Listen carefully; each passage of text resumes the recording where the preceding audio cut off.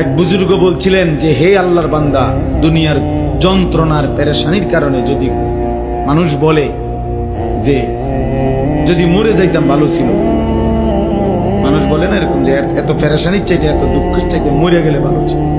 মহিলারা বেশি বলে, মহিলারা একবারে 19-এর থেকে 19.5 হইলে যা আমার মরণ আইয়ে না কা, আমি মরি না কা, আমার উপরে ঠান্ডা পড়ে না কা, আমার উপরে খোদার গজব পড়ে না কা। বেডির গজব মেডি নিজেই দেয়। মহিলাদের এই বদ অভ্যাস বেশি।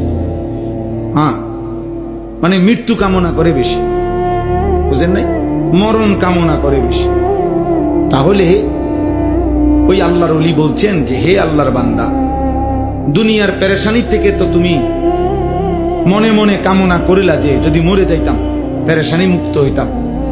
তিনি বলছেন হে আল্লাহর বান্দা, যদি কবরে গিয়ে কবরের আযাব শুরু হয়, তখন তুমি ওই আযাব থেকে বাঁচবার জন্য এবার কি চাইবে?